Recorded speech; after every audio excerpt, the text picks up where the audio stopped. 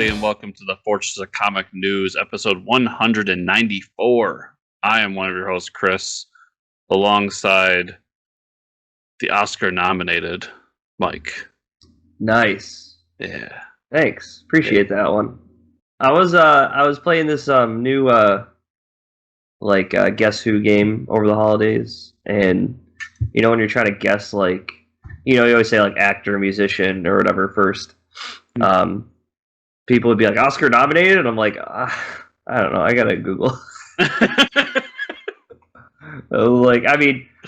guess that kind of weeds out some people, but still, it's there's clearly some actors that have won several, like Anthony Hopkins, has won several Oscars.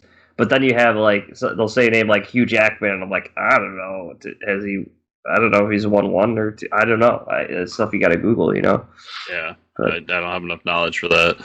Yeah. I played some pretty intense games of Guess Who. Oh yeah. Remember Guess Who? Yeah.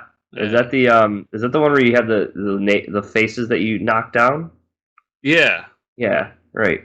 I started realizing partway through, because we're playing with the boys because I got it for Christmas, and I'm realizing partway through that this entire game just basically boils people down to their physical appearance and offers some very awkward questions for 7 and 8 year old kids, like skin tone.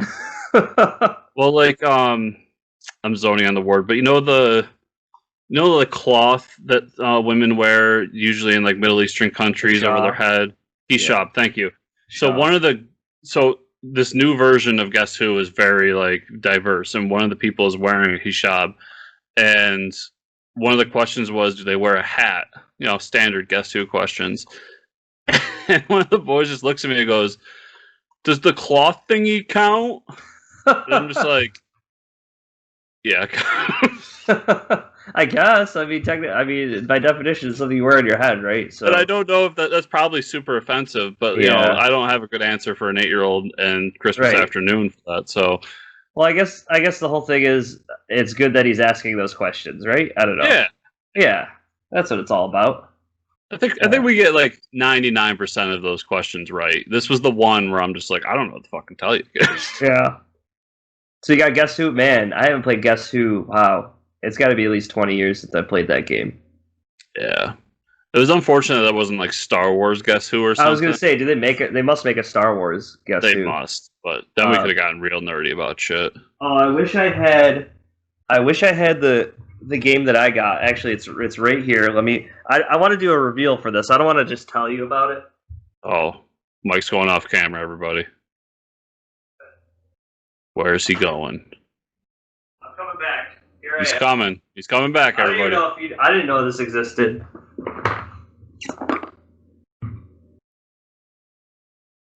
That's hilarious. For people who aren't watching on camera, it's a game, and it's called Ganjaland. It's just like Candyland, but everything is ganja related. You can't really see it, but I'll read some of the. This is probably one of the best gifts I've gotten. There's a brownie. There's a giant Cthulhu monster in the lake, and he's holding a bong and a pipe and a joint, and his tentacles. But it's and there's a Where's Waldo situation. So sometimes you'll draw cards and you have to find people on the map, and there's a giant dragon, and there's a knight fighting the dragon. Instead of holding a sword, he's holding a joint, and he's trying to light it with the dragon's breath and stuff. Oh, it's amazing. That's what one does when fighting a dragon. Yeah. You're fucked. You might as well get stoned. Yep. And it's got these great characters. There's a cat that's baked that you can play as. You can play as a leprechaun that's baked. You can play as a wizard with a bong. It's very awesome gift. Ganjaland. If anybody's and it does prefer you to play while you're high, just letting you know. I mean, completely sober, I had a great time too. So either way, it's like Candyland for adults. So, oh well, we'll have to have a game night sometime then. Yeah, it was. Anyways, I thought you would appreciate it. I thought it was a fun gift to show off. Yeah. So we talked about off mic, but I got my air fryer. That's a lot of fun. Been cooking like crazy. I don't know. Do you that's exciting? That air fryer, I was excited for you when you told me that, and I think that's part of being an adult now is getting excited about cooking utensils. it's like the first time in a long time that somebody's got me something that I legitimately wanted and was Right. trying to purchase. Yeah, right.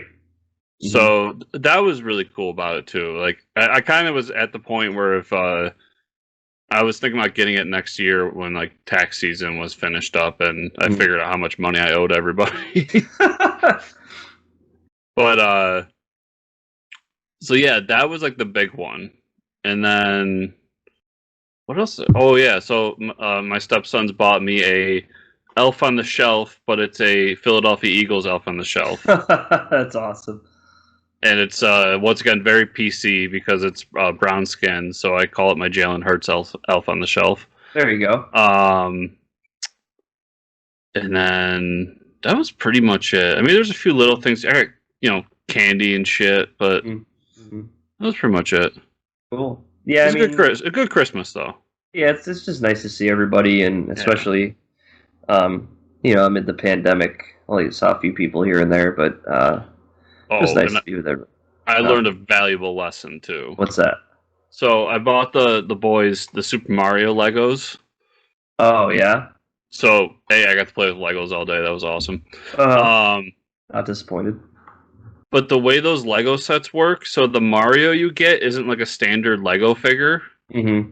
It's like a one you build, and it's this big thing that actually takes batteries and shit. It's really weird. Yeah, look it up. It's kind of cool how they do it because like you can build courses and actually play with your Mario, and you make sounds, and like you get coins with them and shit. It's weird. Wow. But to anyone out there that's thinking about getting these, the sets don't come with a Mario. So I bought them both sets that cost me like $80 to $100. Really nice big sets, a lot of fun.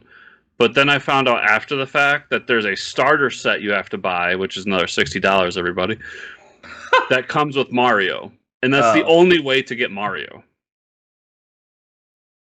So luckily, their birthdays are like right around the corner because I know what they're getting for their birthdays now. But I was very upset because I was like, this is a really cool gift. And I was really excited because they were going to have these like big play things to do with, play with Mario. Yeah. And no fucking Mario.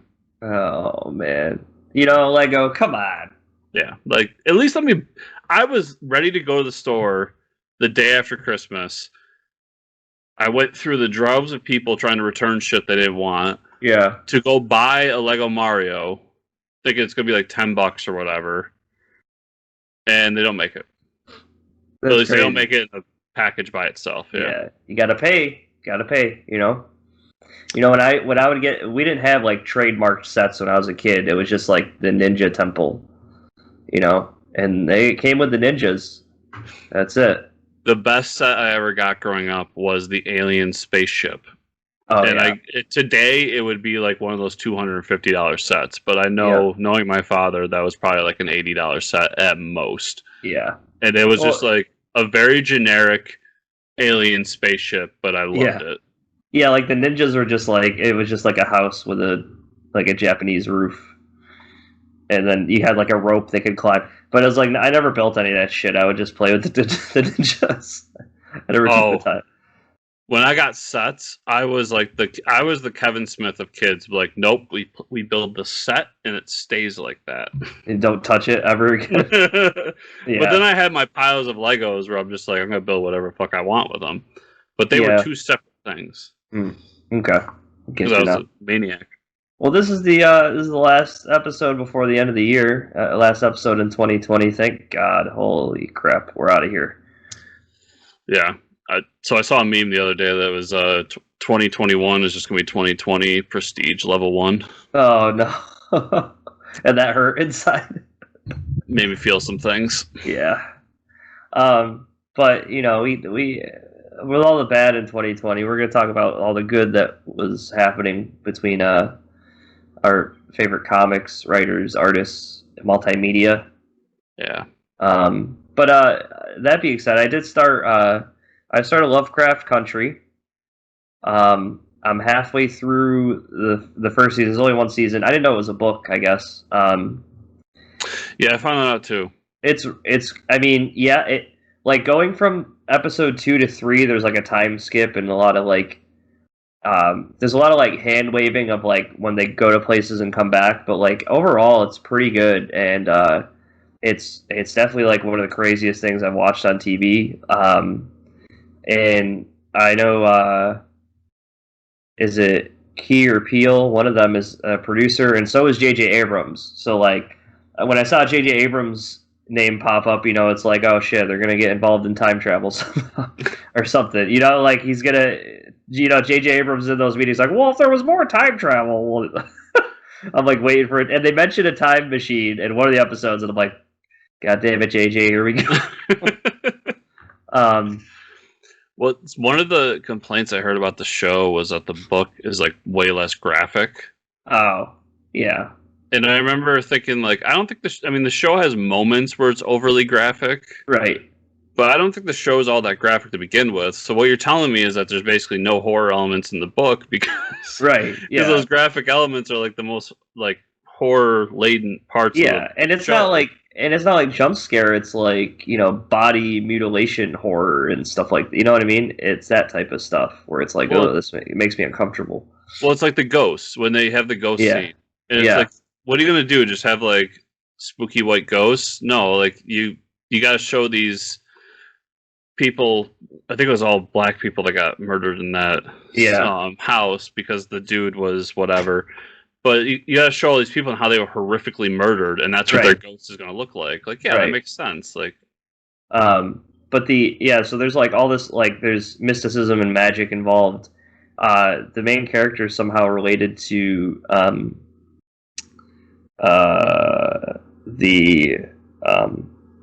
he's not related to. Help me out here.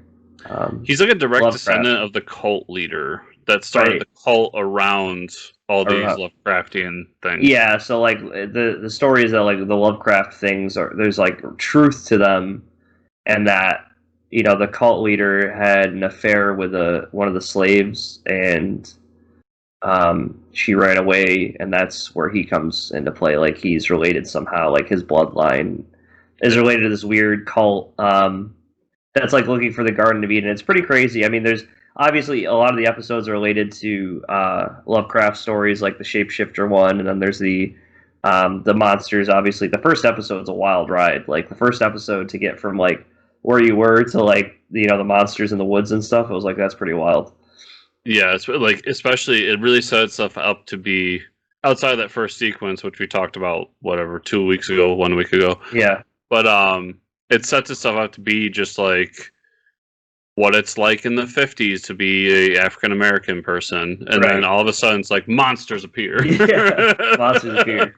But like, there's still those like the incorporation of like the racism and stuff works with the story. You know what I mean? It's like it works with the story. And it makes sense for the story, especially like people. I saw some complaints about it because but you also go back and look at Lovecraft and who he was, the person, and it makes sense to talk about racism when talking about Lovecraft because he was a blatant, hardcore racist. Right, and this would make sense of why if like this is related to his heritage or something. Like make it part of the story. You know what I mean?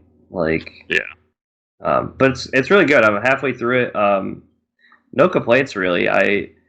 There's only 10 episodes on HBO. I've been watching so much stuff on HBO Max. I've been watching Veep. I've been watching the new Harley Quinn show. I'm like done with the first season. That show is hilarious.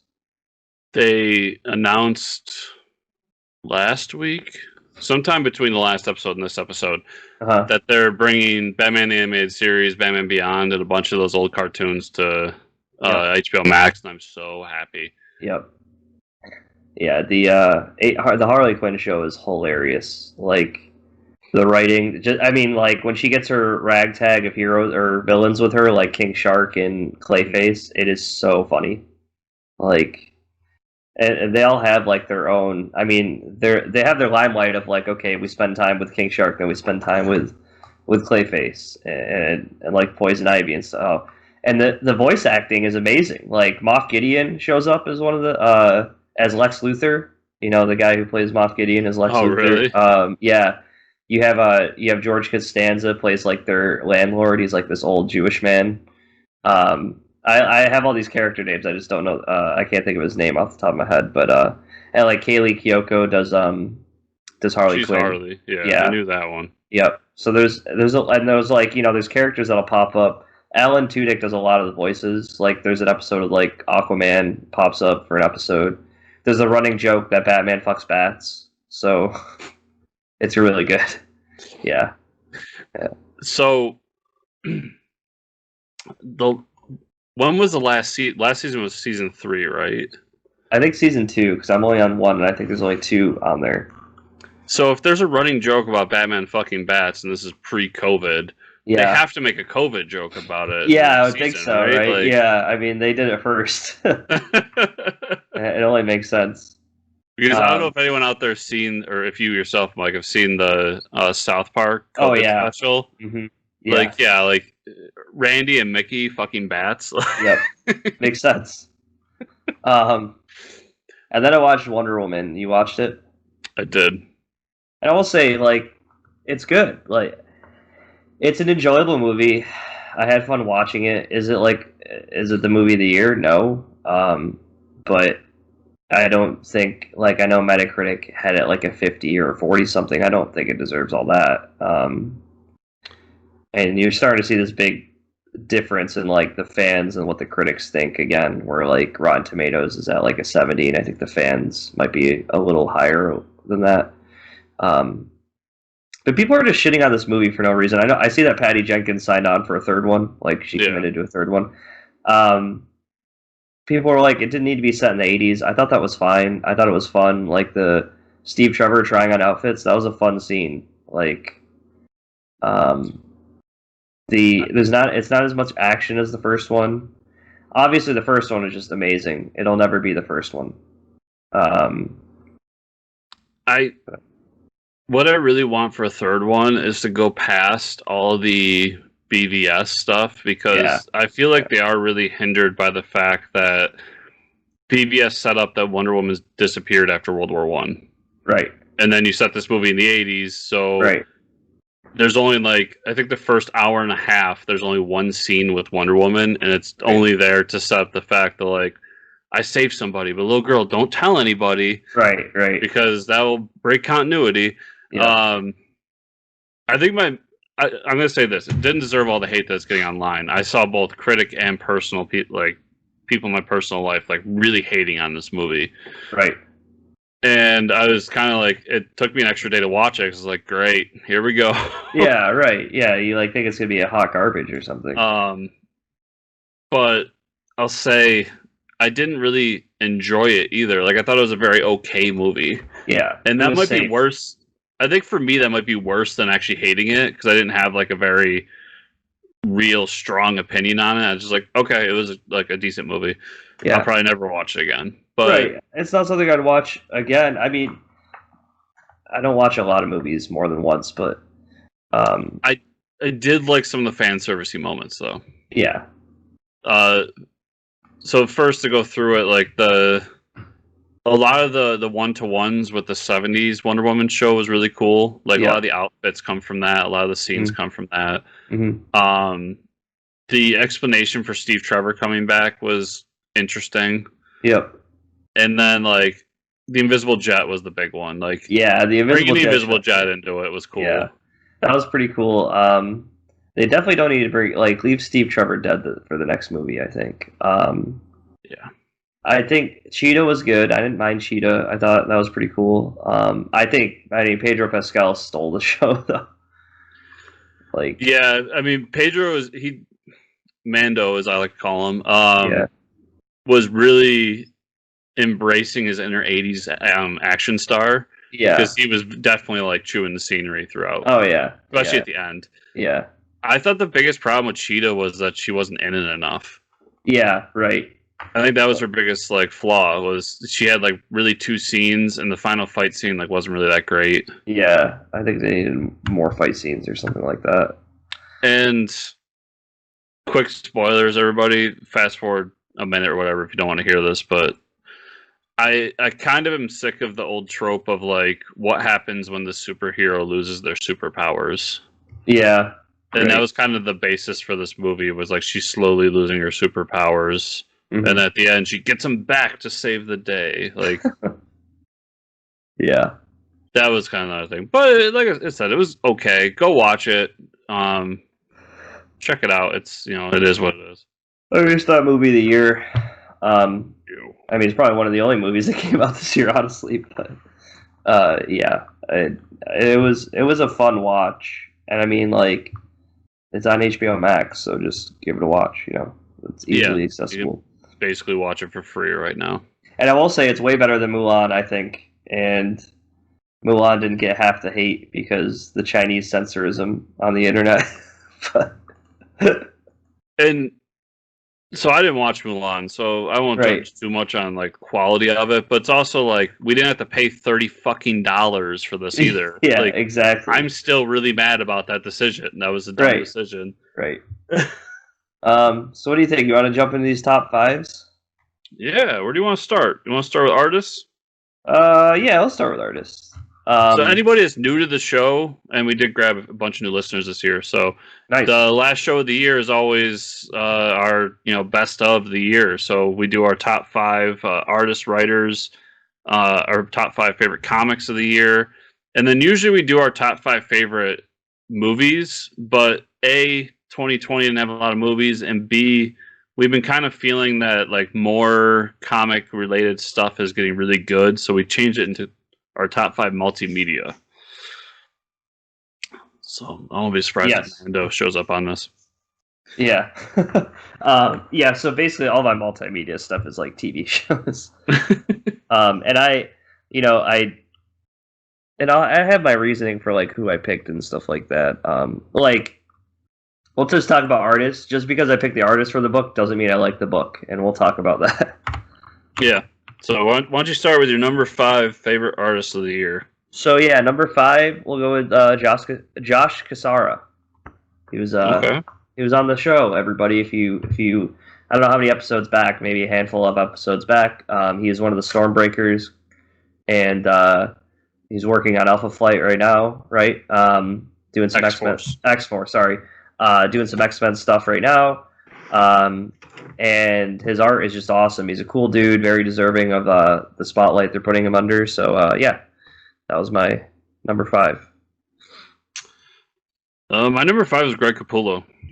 Nice. Dark Knight's Death Metal has just been one hell of a series so far, and even like the last issue we read, and we weren't so hot on it, but the art throughout it was just amazing. Like, I think he's been doing a really good job of his backgrounds.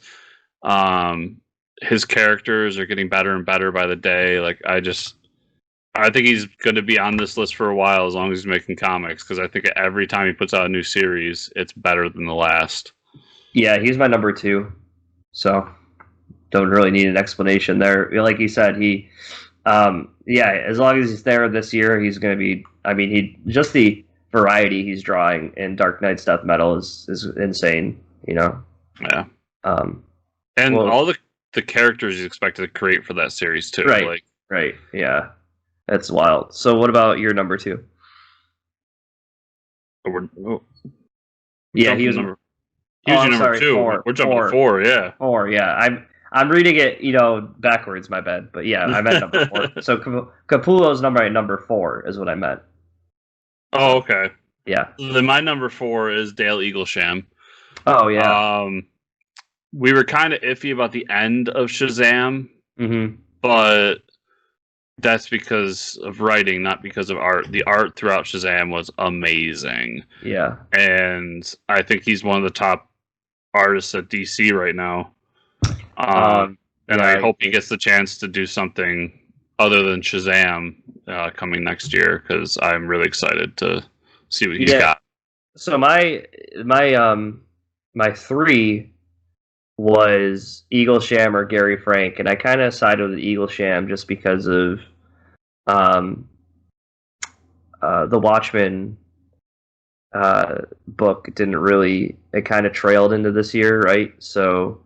But so did Shazam, so it was kind of a toss-up between Eaglesham and Gary Frank. Everybody knows Gary Frank, of how he draws and how amazing he is. But I did want to put a spotlight on Eaglesham just because he's up and coming, and I think he should. And as far as consistency goes, because you know how long Gary Frank takes to draw something, so Eaglesham is, I think, really good quality, and I don't think he was the reason the book was delayed. I think it was all Jeff Johns. So yeah, that was my number three would be either Gary Frank or him. No, I'm a step behind you. I feel like you're not going to have this one, though. Marco Cicchetto. Hmm. Marco is doing the Daredevil book with Chip Zdarsky right now, and I never want him to leave Daredevil. It's the way he draws Daredevil, the swing scenes with Daredevil are amazing. Spoilers, everybody, but now with Elektra taking over as Daredevil, and how they designed that costume and what she's doing, like everything about it was amazing. Even scenes where it's kind of goofy, where Daredevil is being prosecuted for murder, but he doesn't have to take off his mask, so it's Daredevil with a suit on. Like even those scenes are just like you look at it and you're like, damn, like this dude can draw. That's awesome. And he takes away some of the goofiness of it. So cool. Everybody should read Daredevil, if not just for his art, but it's also a really amazing book. Number two is for me is Liam Sharp, who's on the Green Lantern book with Grant Morrison. It's tough because there's been a lot of great art this year. I mean, regardless of if you enjoy a book, good art is good art. You know what I mean? Like whether And a lot of these books, I'm not like these aren't my top books of the year, but the art. I mean, Liam Sharp is just like the worlds he takes you to and the things like to keep up with Grant Morrison's like acid frilled mind is hard to do, but it's one of the things that kept me coming back to that book was just like it works with the sci-fi and traversing space and everything wherever they go across the multiverse. I think he's just a great artist. That was your number two, right? Yep. My number two is Ryan Stegman. Nice.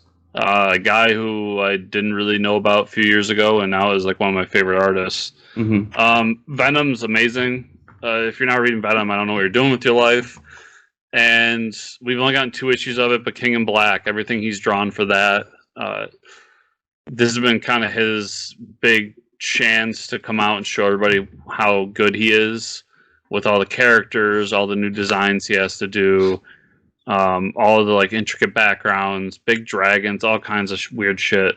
But I've just been loving his work on that book. He's done some side books this year too. I think he's not only great but prolific, and look forward to more of him next year. Yep, I agree with that. My number one, he might have only done a few books this year, but Jason Fabok for the art of Three Jokers was absolutely amazing. I didn't, Chris and I talked about the story.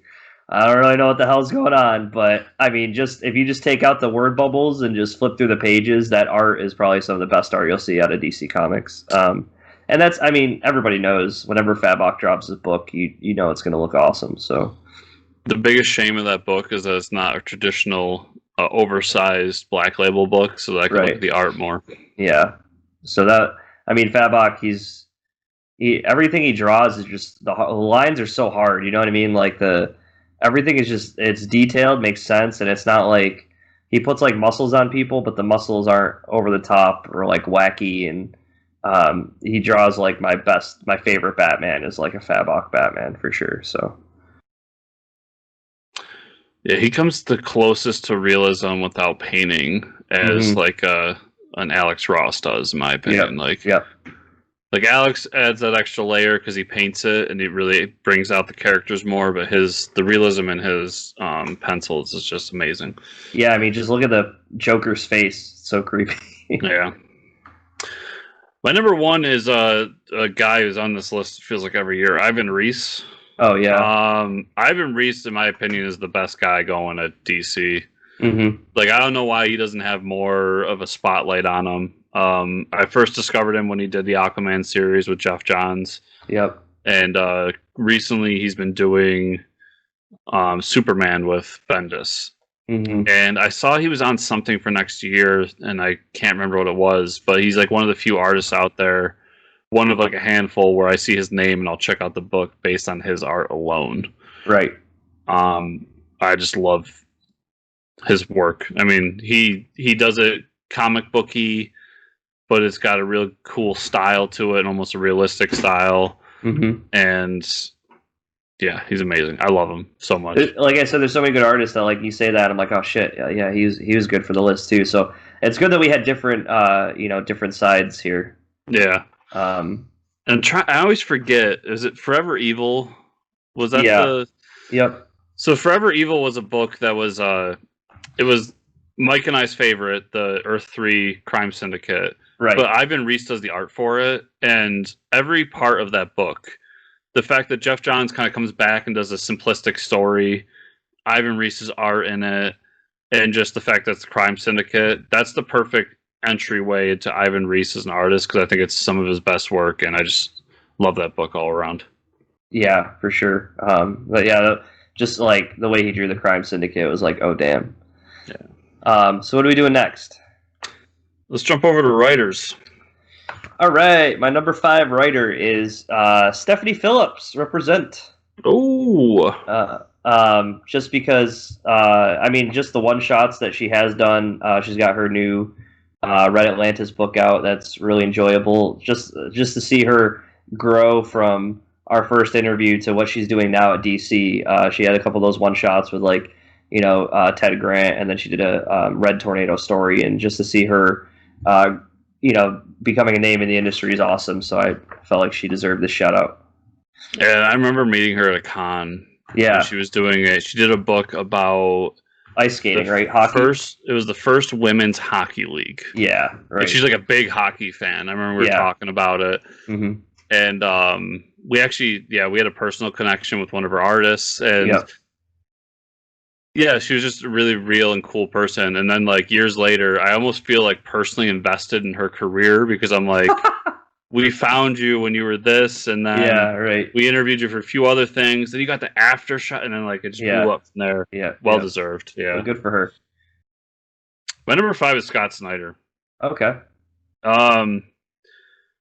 We haven't talked about much on the main show, but the return of American Vampire, which is one of my favorite series that he's ever done. Yep. And then what he did with death metal, and like the complexity, yet the fact that like someone like me, who's like a kind of average DC fan, can come into it and really get into it. Mm-hmm.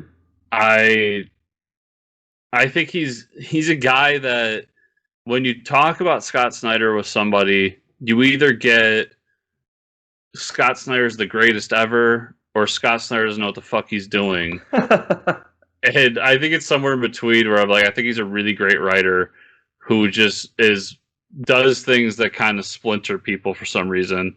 Yeah, right. But even the most diehard Snyder haters I know are loving death metal.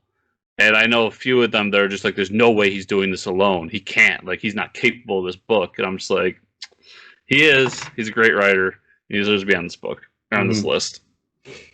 And yeah, for sure. And I mean, he's going to be on mine too, just a little higher up. But my number 4 is James Tynion IV. Not because his name has a 4, but and he's not my favorite writer, but he improved so much this year with Batman, and I think he finally found his groove. He wasn't always my favorite writer. He was a joke at one point on the show. Yeah. Like, he was a guy we made fun of at one point. Right. Show. For Batman Eternal, we were kind of like, oh, poo-poo on this guy. But I think he's turned it around. He kind of understands the fans, and he kind of made his Batman run his own, which is like something I've been waiting for him to do. Like, try not to like dabble in what other people have been doing. So yeah, I think he deserves my number 4. And I'm actually excited to continue with Batman and see where he goes. I think his biggest problem was he was kind of a underling to Snyder, and he was always doing like, Snyder would set up something, and then he'd be like, here James, do this. So he did that Talon series. Mm-hmm. Yep. And yeah, Batman Eternal was another one. Like, he did all this weird stuff, and I think this year, hearing from you and other Bat fans that I know, that series is really good. And then Department of Truth, like, is just a really cool series that people aren't talking about that really should check out. Right. But that being said, my number 4 is Chip Zdarsky. Nice. I love Chip. I love Chip the person. I love Chip the writer. I love Chip Zdarsky. We talked about his Daredevil run with Marco, so I won't go too much into that. It's amazing. And then like just some of the other stuff he's done at Marvel and that book Stillwater. I got to read the first issue of that, and that was really good too. Like I think he's a guy that's like on the precipice of being a household name. Awesome. He's just got to get that right book at that right time. Right. Yeah, he just it's gonna happen. My number 3 was Scott Snyder. Like you said, I mean, just bringing all the Dark Knight metal with the comic book science together. And I did start reading American Vampire this year, so just just a little reminder of how good of a writer that guy is.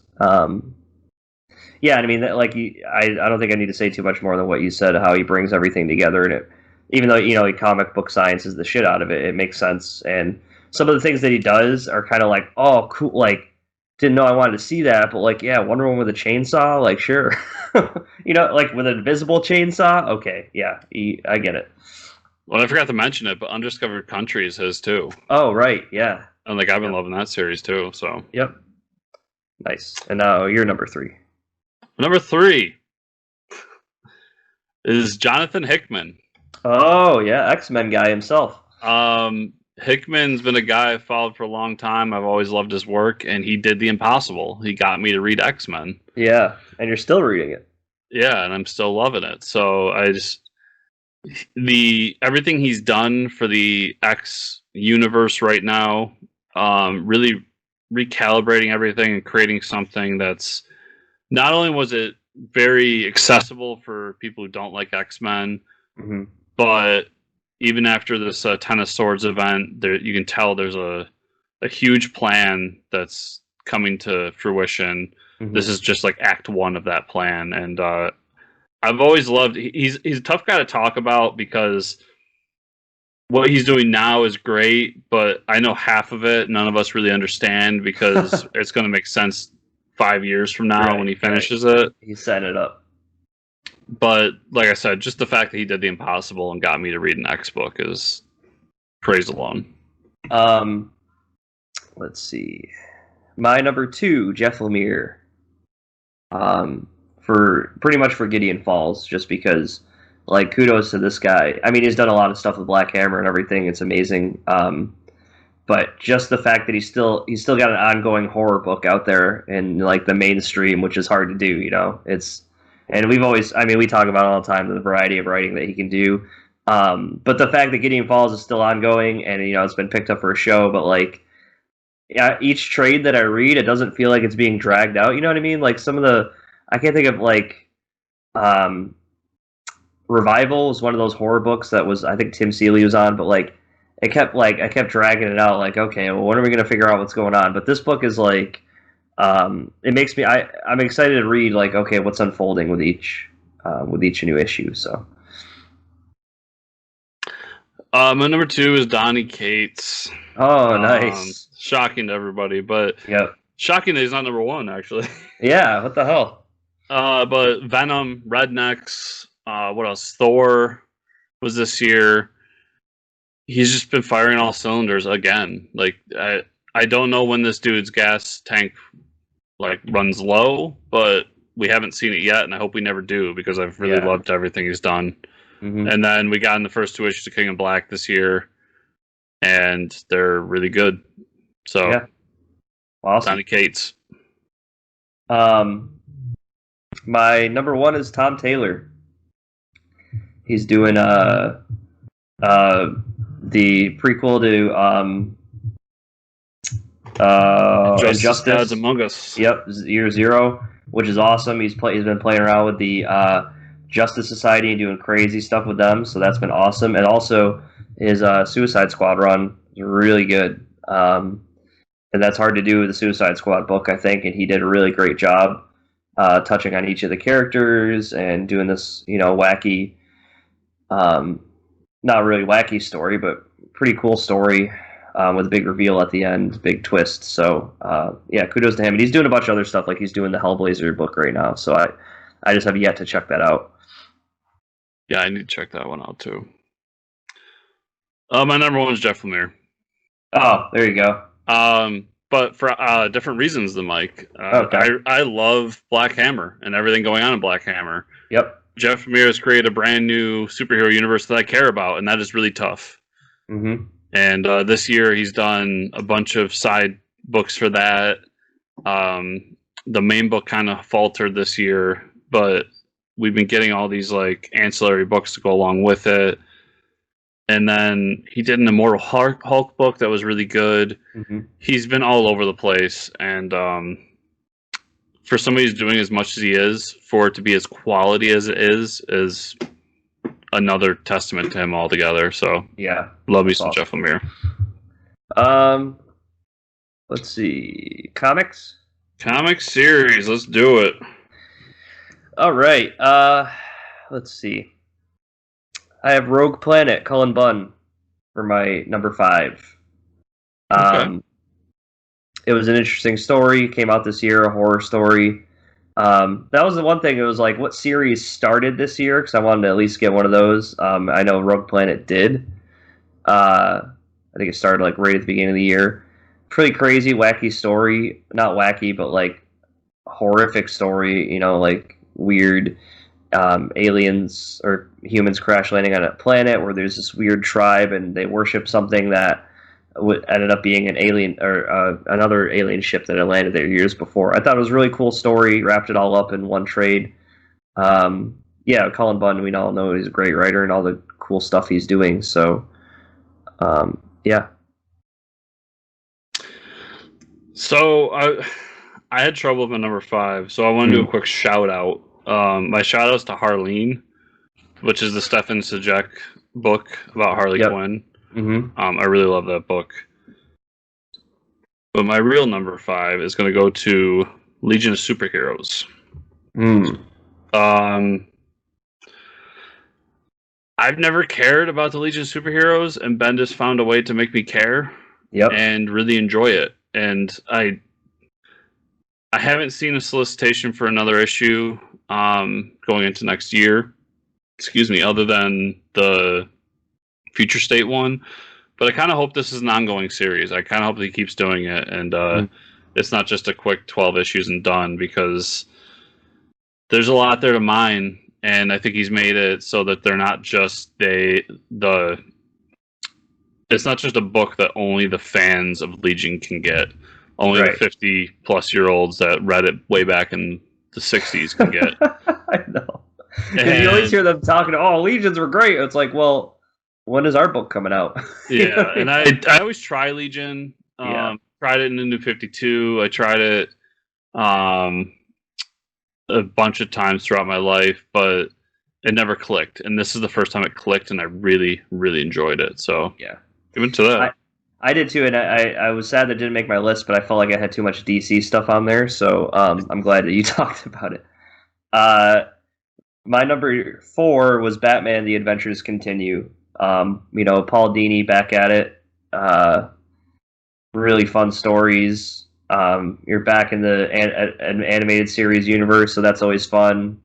And I thought it was a really cool way to get back into it.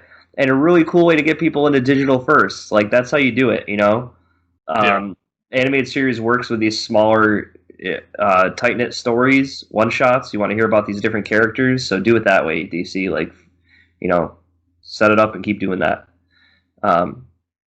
Yep. My number 4 is Undiscovered Country. Nice. Two writers I really enjoy, Scott Snyder and Charles Soule, coming together for a book that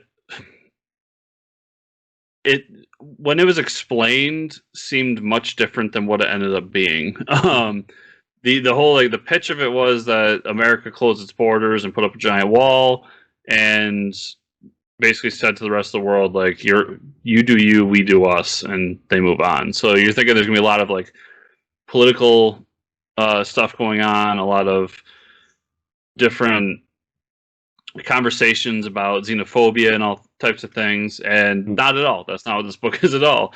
Right. It's about a flu, not unlike COVID, that's going through the world, and somebody in America thinks they have the cure to it. So they send in a team, and they find out that there's different sections of America now that have been sectioned off, and one has a guy that wears a space helmet with crab hands and lives in an old Walmart, and one is like this super futuristic, robust city run by AI, and it goes on and on and on. And it broke my expectations of what it could be and should be, and made something that I really fell in love with. So Undiscovered Country, great book. Awesome. My number 3, Dark Knight's Death Metal. Everybody knows what a crazy adventure that story's been. Don't really need to talk more about it, but if you're not reading it, what the hell are you doing? And like Chris said, even if you're not a DC fan, it doesn't really, shove all that continuity down your throat. It's its own thing within itself, and I think it's pretty self-explanatory. So, yeah, it's just wild. We're getting the last issue soon, so can't wait. Yeah, I think next week. Yep. My number 3 is Amazing Spider-Man. Okay. When Nick Spencer jumped on this book, and if we all remember, Nick Spencer and Ryan Ottley was the artist for it, and that was what got me excited for it. Was two creators I really loved doing this book. And I thought the book was good, and then it kind of faltered and got to the point where I almost dropped it. And then, beginning of this year, they started the storyline that was about I think it was called, no, it wasn't Original Sin. It was, anyways, and it brought in this character, and it was all about this character who had come back from the dead, had gained these extra powers to cleanse people of their sins. And he went around shooting supervillains with a shotgun, and that would cleanse them of their sins. Yeah. But they lived through the blast and ended up becoming productive members of society. And it really just bent and twisted Spider-Man as a character. It made him really come to have conversations about things that I've never seen Spider-Man have. Right. Like when the target was Norman Osborn, and he's sitting there going well, do I just let him do it and then stop him afterwards? Because it's Norman. Right. And then what's come out after it with this new character that ends up being Norman's son, really trying to push Spider-Man over the edge and say I'm not here, I'm not trying to kill you, I don't want to end you, I want to break you, almost like Bane did to Batman. But he's doing it in a different way, and I just think the book's been fantastic. It's been the best Spider-Man I've read. Cool. In my lifetime, that's come out week to week. I know there's better Spider-Man stories, so the Spider-Man fans stand back. Yeah, watch out, you're gonna get some flack. But it's definitely the best Spider-Man story I've read on a month-to-month basis. Cool. My number 2 was Shang-Chi, just because I finally get a kung fu character that I can read, and he's not white. You know what I mean? Yeah, I mean, Iron Fist is cool and all, but Shang-Chi was a great book so far. I think the world building of the kung fu universe in Marvel is really interesting to me. With the 5 weapons and all the different clans and stuff. I love that shit. The old school movies where you have all these different clans that are fighting each other, and the best kung fu person has to defeat this other kung fu master to become the best. And Fing Fang Foom, the dragon, showing up and stuff. I think it's all awesome. I love that shit. So more of that, Marvel. Hopefully they keep this up, and let's see more Shang-Chi. Hopefully the movie's good, because then that's going to bring more people into it, and then will get more of it. I am hoping. I'm excited to see how Marvel makes me care about a kung fu character. Yeah, let's see it. My number 2 is Daredevil. We talked about it a little bit earlier with both the writer and the artist, but it's been really great. I love Daredevil, the character. I think it's been a great run. I think this can go down as one of the better runs of all time. So everybody, if you're even somewhat interested in Daredevil, check this out. I think it's really great. And mine was actually Suicide Squad, because I've always been on the fence about Suicide Squad. everybody talks about, what is it, the Ostrander one, 90s that everybody loved, or 80s. I think this Suicide Squad was great, and it showed, like, that some of them want to get out. They don't. I mean, Suicide Squad is always just like, all right, we're gonna go take care of this, we're gonna go take care of that. But it shows, like, the connection that Deadshot has with his family and his daughter and stuff like that. And then the like realization when they see Superman, it's like, oh shit, we can't take on Superman if it is Superman, and stuff like that. Like, they know their place, and Tom Taylor is just good at doing these action, like espionage things. Yeah. I think he did a really good job with that, having the mix of, like, corrupt, and he had a Suicide Squad that wasn't led by Amanda Waller, so that was interesting too. I think it's unfortunate he didn't get longer. Right. Yep. But B, my issue with the Suicide Squad every time is that the premise is really great. Right. And the book never lives up to the premise. Yep. Like, you're supposed to do these, and then at some point you're able to get time off your sentence and leave. Right. And then they always find some, like, weird way to be like, oh, Amanda Waller was just messing with you. Yep, exactly. Like, yeah. But so my number one was Dark Knight's Death Metal. Nice. I think I heard about that one. I think we've talked about it on the show extensively, but I think we only had one bad issue, and it was one of the ancillary issues. And everything else around it, I've just really liked. The series itself, I think, is fantastic. I think the ancillary book's been really good. I've got a couple sitting behind me that I need to read today that I'm excited for. It's one of the few times that my expectations have been exceeded by what an event book is. Yeah. And that does not happen often. Yeah, for sure. I agree with that. Multimedia, which is shows, movies, video games, whatever have you. I love my list. Yeah, it's mine. I think everyone on mine is it's a TV show. So because I've watched a lot of TV shows this year. My number 5 is the Harley Quinn show, something that I got into recently on HBO Max. It's very self-aware within the DC universe. There's a lot of those self-aware jokes. The characters are fantastic. The voice acting is fantastic. It's hard for me to, like, stay watching an animated show, but it's really enjoyable, and it's, if it's Harley Quinn and I'm watching it, it's got to be good. Yeah, that's a big praise in itself. Just the fact that it's Harley Quinn, you watched it. Right, exactly. Yep. So sticking with Harley Quinn, my number 5 is the Birds of Prey movie. Nice. Oh yeah, I forgot about that. That was pre-COVID, so it feels like 10 years ago. Right. Yeah, I looked it up and I saw that it was this year, and I was like, I really like that movie. I went into it. Yep. I literally went to that movie just because I was like, my girlfriend wanted to see it, and hey, let's make her happy. And then I left, and I'm like, I actually really like that movie.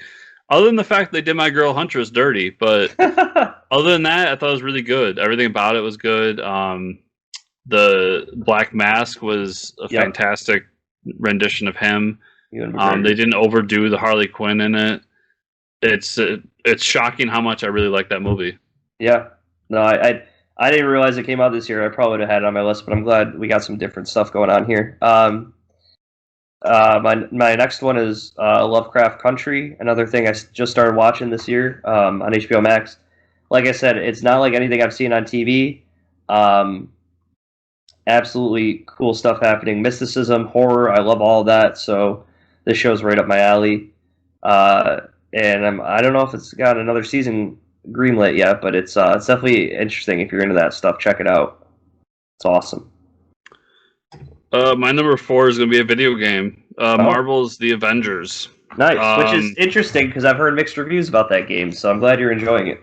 So I'll say a lot of the negative reviews about it are true. Like, the fact that it's this, like, Destiny-style, constantly living thing was kind of a mistake. There's things about it I really like, and I still do come back to it every so often to, get more gear and do more things. But what I really want to talk about here is that the story mode that it told was awesome. It's it's another example of this year of taking a character I could really care less about and making me care, because we really center the story around Miss Marvel and her as a little girl growing up in Jersey, and then this big event happens that kind of changes the world, but she still loves superheroes. So she goes and tries to, after the Terrigen Mist hits and turns all the Inhumans to Inhumans, she gets her powers, decides to go out and bring back the Avengers. And just the journey she goes on as kind of this fangirl to being a member of the Avengers was really great, and I really enjoyed it. Cool. And I recommend it. I've seen some people have been able to get it for like next to nothing, like $20. If you can get it, just do that and play the story. It's a lot of fun. Yeah, cool. My number 3 is Watchmen. Oh yeah, I forgot about Watchmen. Got a lot of HBO shows. Yeah, I know. That was another thing. I was like, I actually redid this like just before the show because I thought about it and I'm like, oh, I got to remember to write that in my notes. And then I had a list, and then I was like, shit, something's got to come off the list for Watchmen. Whether it's coming out with a second season or not doesn't matter. The first season was beautifully wrapped up into this awesome show that touches on the original storyline of Watchmen. We get to see some characters talking about characters. We even get to make a little fun jabs at Zack Snyder's Watchmen. The origin, writing an origin, 40 years later for I can't think of his name right now. Not Hangman. Shit. Is it Hangman? Something like that. But either way, like getting his origin and like figuring out, oh, he was like, he was a person of color that was that hero and stuff like that. It was, and the ambiguity at the end of the last episode with like Hooded Justice. Sorry, Hangman. But yeah, like the Hooded Justice origin was great. And like, yeah, he is Hooded Justice. The fact that we don't know if she got the powers or not at the end was awesome. And I thought it was really cool. Like hiding Dr. Manhattan and Ozymandias, being an asshole. It was awesome. It was such a great story, I thought. And the characters were amazing. So. And that show was a lot of fun week to week to come on the show and talk about and be like, oh, what about this and that? Yeah, like, oh man, Ozymandias is shooting squids at people. Like, what the fuck? And another show that deals with racism. Yep. My number 3, speaking of racism, McMillions. That's nothing to do with racism. I just transition. Oh man. I know this one's weird, but it's a documentary about people who stole from McDonald's at the Monopoly game, and they end up being a part of the mob. And I forgot you told me that. Fucked up, and I love this series. Yeah. And I just want more people to watch this series because I think it's awesome. I remember you telling me about that. I'm like, that sounds so crazy. And I always feel like every year I got to put a documentary in this list. And this time it's the McDonald's documentary. My number 2 is Mandalorian. Okay. I mean, we talked about every episode, we talked about each episode on every episode of Fortress Comic News. Just the last, I mean, you bring in Luke, of course I'm going to throw it on the list. Like, come on. It was a perfect season. It is like the best show on television, I think. But obviously it's my number 2, so there's something I think is better.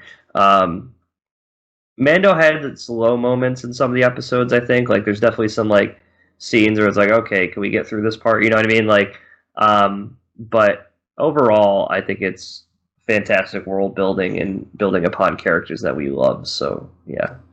I remember episode 2 was one where I'm just like, why did we do this? And then now that we've gotten the announcement about the Rangers of the New Republic, I'm like, that's why we did this. That's why, because you get a show, they get a show. Yeah.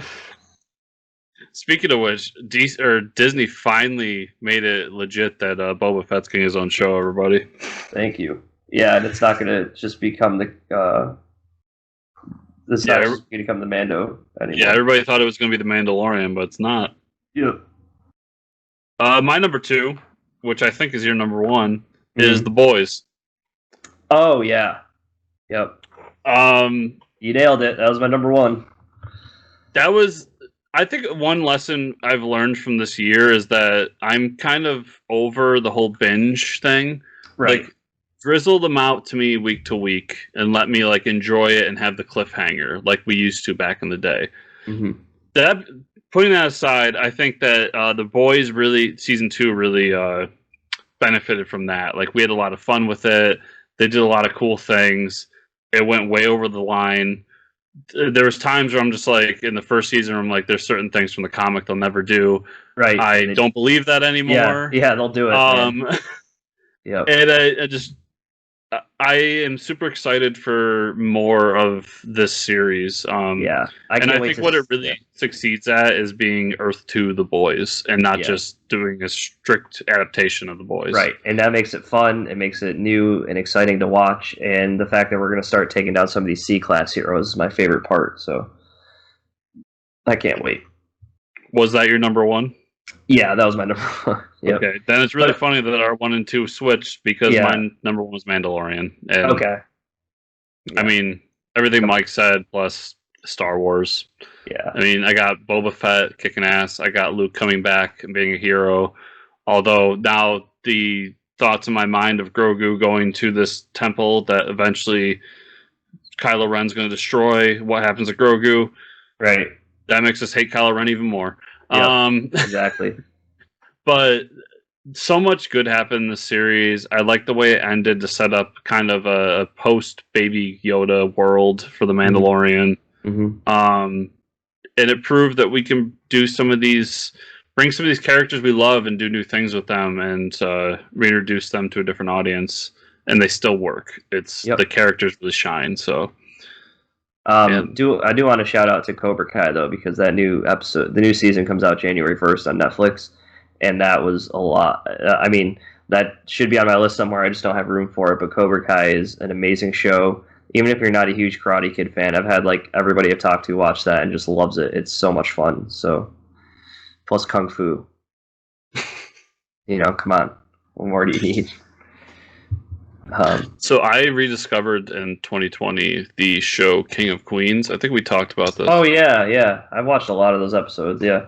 And I realized that the first couple seasons of that, they actually have a extended universe, the King of Queens extended universe, where they bring in Ray Romano from Everybody Loves Raymond. Oh, that's awesome! And all of his family. And I was like, this is happening back in the 90s. Wow, that's so cool. That's so cool. That is awesome. Plus, it was a lot of fun when they had the FedEx episode, and I'm like, I work there. Hey, that's me. But yeah, that's our 2020 wrapped up in the awards. So everybody, come back next week. We got an awesome interview lined up, and I'm super excited about it. Yeah. But until then, Mike, where can people follow you on the internet? You can follow me at Fortress Ricker on Twitter. Where can they find you and or the show? They can follow me at Fortress Chris on Twitter or chrisrunt.com, which is currently being revamped. So hopefully you'll have some new stuff up on it soon. We'll talk more about it next week. You can also follow the podcast on YouTube at its new YouTube link, which is now youtube.com/Fortress Comics. So that's going to implement everything we have under the Fortress Comics banner. Fortress Comic News still being the flagship podcast, but also the Bat Friends podcast. We're going to have a new YouTube show I'm going to be doing next year. Next year's going to be a lot of fun. Oh, yeah. And I hope to be doing a lot more with this and hopefully growing the community a lot more in 2021. And maybe even seeing you all in person at a con. Maybe we can do that. That would be awesome. Getting outside. But for now, if you're listening to us on a podcatcher, give us a 5-star review there. It helps us reach more ears. And if you're watching on YouTube, like, subscribe, share, comment down below. And if you want to go the extra mile, 2021, patreon.com/Fortress Comic News. Go there, get all the special goodies, and hopefully help reach some goals so we can get some more special goodies for you all. Yes, please. So everybody, thank you so much for listening, and we'll see you next year. See you next year.